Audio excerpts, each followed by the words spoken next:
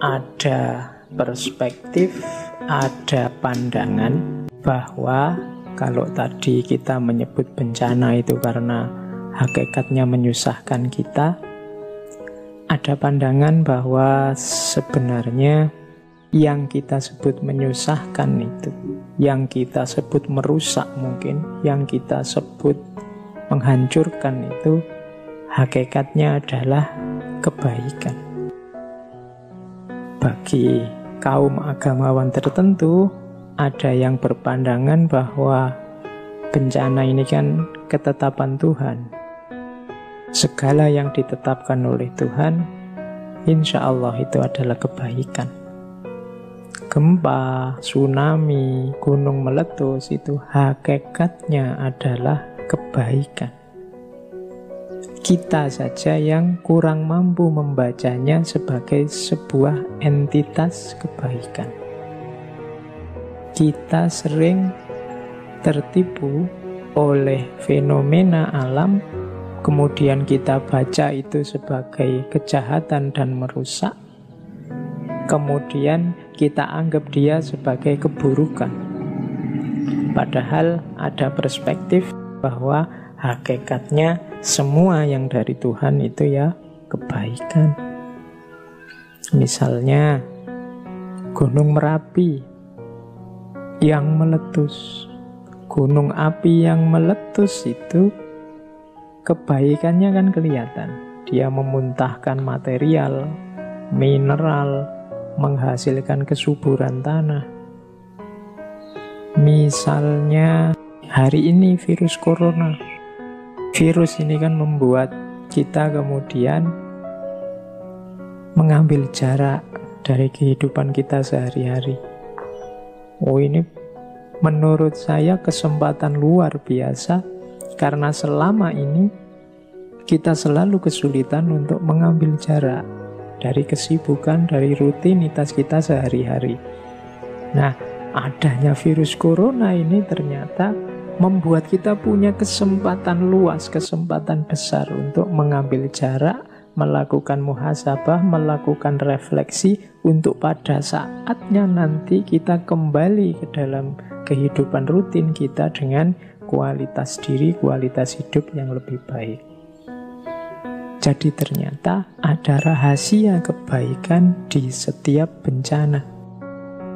Nah, menurut teori ini, kebaikan dari bencana itu bisa dilihat dari beberapa aspek. Oh, ternyata corona itu bisa membuat kita punya kesempatan untuk muhasabah. Ini namanya kebaikan level hikmah. Kebaikan level hikmah itu kebaikan yang mengalami apapun, kita melihat dari sudut manfaatnya yang baik untuk hidup kita. Misalnya teman-teman yang sedang kesulitan studinya, tidak lulus-lulus, kemudian dibaca di sudut baiknya, alhamdulillah, kalau tidak lulus-lulus berarti statusnya masih mahasiswa. Kalau sudah lulus kan nanti statusnya berubah, mungkin jadi pengangguran, mungkin jadi kebingungan dan macam-macam. Itu membaca hikmahnya, melihat sudut yang positif dari sebuah peristiwa. Jadi seburuk apapun situasi, kita bisa melihat sudut baik dan manfaatnya untuk hidup kita. Nah, ini namanya kebaikan peristiwa, kebaikan bencana dari aspek hikmahnya. Jadi hikmah itu rasional, rahasia, kemanfaatan dari sesuatu yang tidak bisa dibaca dari penampakannya saja, tapi dia akan ketemu kalau kita renungi. Nah, selain hikmah apa? Rahasia kebaikan dari bencana itu ada pada sunnatullah.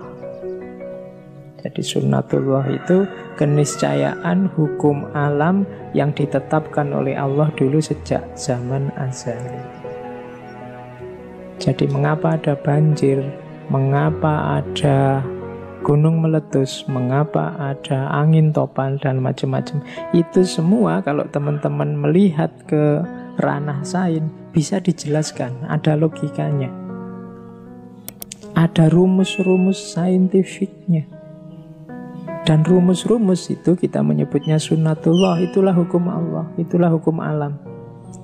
Kalau air di bendung, misalnya air sungai yang macet karena sampah, lahirlah banjir. Nah, itu sunnatullahnya memang begitu, air itu sifatnya begitu. Kalau dasar laut ada gempa kemudian muncul patahan, lahirlah tsunami. Nah, itu penjelasan sunnatullahnya. Jadi tidak ada sesuatu itu yang keluar dari garis sunnatullah ini. Dan sunnatullah itu ketetapan Allah terhadap alam semesta. Jadi rahasia kebaikan dari bencana yang pertama itu sunnatullah ini. Semuanya ketetapan Allah. Dan Allah tidak mungkin menetapkan sesuatu yang sifatnya negatif.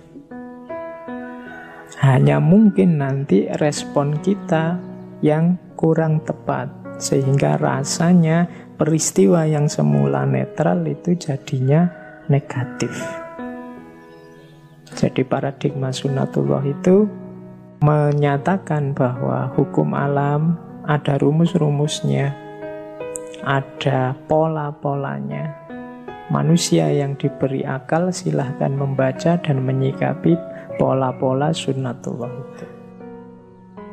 Kenapa virus corona lahir, itu juga bisa dijelaskan secara saintifik.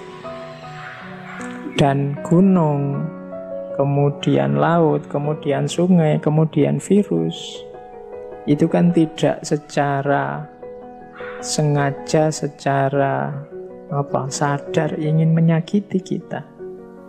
Apa yang terjadi dengan gunung, dengan sungai, dengan laut itu kan sesuai sunnatullah mereka masing-masing. Beda dengan manusia yang diberi oleh Allah kebebasan. Jadi hakikatnya bencana selain kebaikannya bisa ditemukan melalui hikmah, yang kedua keberadaannya merupakan sunnatullah, ketetapan dari Allah. Yang ketiga dan sekaligus keempat, setiap peristiwa yang terjadi dalam konteks sunnatullah tadi pasti ada hubungannya dengan keseimbangan atau harmoni dan keadilan. Keseimbangan itu maksudnya ada siang, ada malam, ada tertib, ada kacau, kemudian dari kekacauan ini lahir ketertiban yang baru. Normal, tidak normal, new normal. Nah, itu paradigma keseimbangan. Jadi hidup ini berkembang dari harmoni, kemudian ada sedikit kekacauan, kemudian melahirkan harmoni yang baru. Nah, ini skenario dari Allah.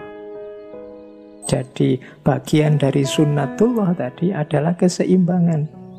Ada panas, ada dingin, ada siang, ada malam, ada ketertiban alam, ada kekacauan alam. Ini membacanya dalam konteks harmoni, keseimbangan. Keseimbangan ini nanti nyambung dengan yang keempat, keadilan. Tadi kan alam ini ada sunnatullahnya, ada pola-polanya. Keadilan itu kalau bagian tertentu dari pola ini berubah, yang lain juga berubah. Allah sudah meletakkan harmoni yang luar biasa. Misalnya komposisi atmosfer bumi, komposisi posisi bumi, dan macam-macam. Tapi kemudian manusia mengacaukannya. Manusia merusak. Manusia mengacaukan komposisi harmonis itu. Maka kemungkinan akan lahir keadilan. Keadilan itu ya karena komposisi harmoninya kacau, lahir ketidakharmonian. Karena komposisi atmosfer bumi kacau, maka lahir kekacauan iklim, kekacauan cuaca, sehingga kita kesulitan untuk, misalnya bagi para petani untuk bertanam, misalnya hawanya jadi sangat panas. Misalnya macam-macam. Itu prinsip keadilan. Bahwa kita merasakan tidak enak, bahwa kita merasakan susah, ya, tapi itulah keadilan. Wong tadi yang harmoni kita rusak. Jadi alam ini ada rumus-rumusnya, ditata oleh Allah sedemikian rupa dengan segala keseimbangannya. Tapi jangan lupa juga, kalau kita memasukkan kekacauan, kalau kita melakukan yang tidak sesuai, ya hasilnya juga adil juga. Kita akan memanen ketidakharmonian dan ketidaksesuaian itu. Jadi itu hakikat kebaikan dari bencana. Jadi ternyata alam itu tidak pernah ingin menyakiti kita. Lingkungan kita tidak pernah ingin menyusahkan kita. Hakikatnya dia baik.